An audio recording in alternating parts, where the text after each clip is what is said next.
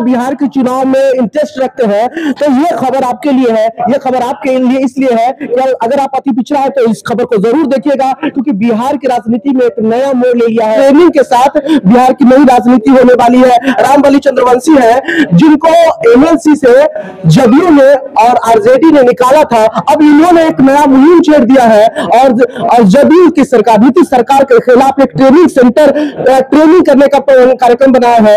Sir सवाल ये है कि क्यों ये ट्रेनिंग? देखिए, 2015 में नीतीश की सरकार ने एक काला कानून लाया। उसके तहत अपेक्षाकृत 3 संपन्न जातियों ने मूल अति पिछड़े में 111 जातियों के साथ नाइंसाफी की। इनकी हकमारी हो रही है। उसके खिलाफ लगातार हम लोग धरना के माध्यम से, प्रदर्शन के माध्यम से, विधानसभा का घेराव करके, पदयात्रा करके सरकार को आगाह किया। बावजूद इसके सरकार हाथ पर हाथ धर के बैठी हुई है। तब हम लोगों ने निश्चय किया है कि आगामी 3 और 4 मई को बिहार के लगभग 2000 चुने हुए युवाओं को हम लोग प्रशिक्षित करेंगे और प्रशिक्षण के बाद वही जो युवा साथी प्रशिक्षक की भूमिका में होंगे, वह सरकार के खिलाफ यह बात का प्रचारित करेंगे कि जो सरकार इस काले कानून को वापस नहीं लेती है, आगामी चुनाव में हम लोग उस सरकार को तख्ता पलट देंगे। सरकार तो अभी नीतीश सरकार है, मतलब ये ट्रेनिंग नीतीश सरकार के खिलाफ आप लोग कर रहे हैं? बिल्कुल, जो सरकार ये काला कानून लाई है वो कौन पार्टी की सरकार, इससे मतलब नहीं है।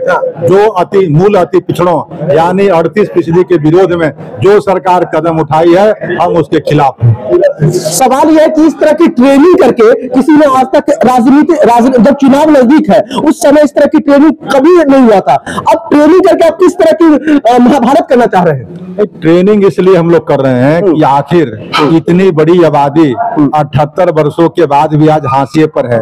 और 2015 में तो हद हो गया कि जब इसी सरकार के द्वारा असंवैधानिक कदम उठाए गए, बिना कोई आयोग बनाए हुए, और इन संपन्न जातियों को इसमें डाल दिया गया, जिससे यह जात 110 जातियां जो है प्रभावित हो रही है। इसके खिलाफ कोई राजनीतिक दल, कोई अति पिछड़ा वर्ग के हर दल में नेता है, लेकिन किसी को बोलने का हिम्मत नहीं किया। इसलिए हम लोग मैदान में आ रहे हैं कि उन नेताओं को भी यह प्रदर्शन के माध्यम से, यह प्रशिक्षण में बताने का काम करेंगे कि जो नेता आपके अधिकारों के पर हनन हो रहा था और वो नेता चुप रहते और बंसी बजा रहे थे, उन नेताओं के, उन दलों के आकाओं के सामने उनको भी हम लोग एक्सपोज करेंगे, उनको भी हम लोग बताने का काम करेंगे जनता के बीच में। रामबली जी, खुले शब्दों में आप ये क्यों नहीं कहते हैं कि नीतीश सरकार के खिलाफ ये मुहिम है? नीतीश सरकार ने काम किया तो नीतीश सरकार के खिलाफ मुहिम तो होगा ही, ये स्वाभाविक है। तो इस शिविर, ये जो प्रशिक्षण शिविर है, उसके बाद जो आप लोग शक्ति प्रदर्शन करेंगे, वो सरकार को उखाड़ फेंकने की आप लोगों की कोशिश होगी क्या? हाँ, वो अंतिम हमारा शस्त्र होगा इस चुनाव के पहले।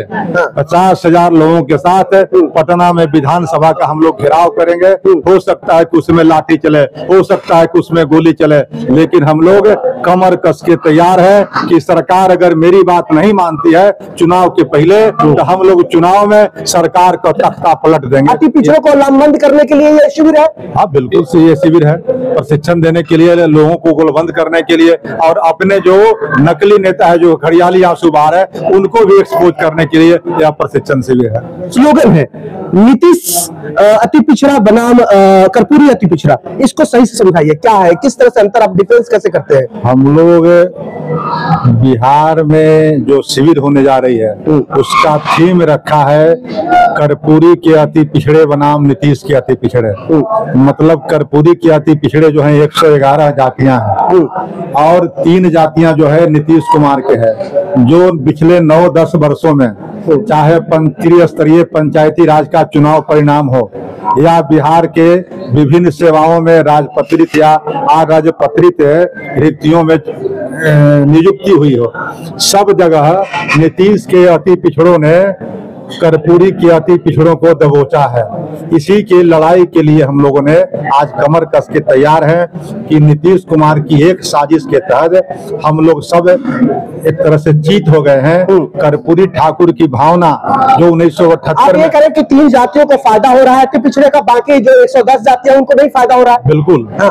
और कर्पूरी ठाकुर की कहीं आत्मा हो रही होगी तो करा रही होगी कि आज मेरे उस सपने को तथाकथित चेलों ने, यह नीतीश और लालू ने उनके सपनों पर पानी फेरा। आप करा रही होगी कर्पूरी जी की आत्मा, वो कह रहे कि कर्पूरी जी को जितना मैं मानता हूँ उतना कोई नहीं मानता। अब ये देख लीजिए कि कर्पूरी ठाकुर के ही लोग न है।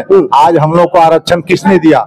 अपनी मुख्यमंत्री के कुर्सी को लात मारकर अगर किसी ने इन वर्गों की जो हाशिए पर वर्ग थे उनकी अगर परवाह की, उस व्यक्ति का नाम है भारत रत्न जननायक कर्पूरी ठाकुर। तो भारत रत्न जननायक कर्पूरी ठाकुर अगर नहीं होते तो आज ही आरक्षण 1978 में लागू नहीं होता। मुंगेरी लाल की अनुशंसाओं को किसने लागू की? किसने अपनी सरकार गिराई? इसलिए आज कर्पूरी ठाकुर के हम तमाम लोग एक तरह से फरिश्ता मानते हैं कि अति पिछड़ों के लिए, और फरिश्ता के साथ हम लोग हमेशा खड़े हैं। मतलब उनके विचारों के साथ हम लोग आगे भी खड़े रहेंगे और विचारों के लागू करने के लिए जो भी कुर्बानी अति पिछड़े वर्ग के देनी होगी वो लोग देंगे। चलिए।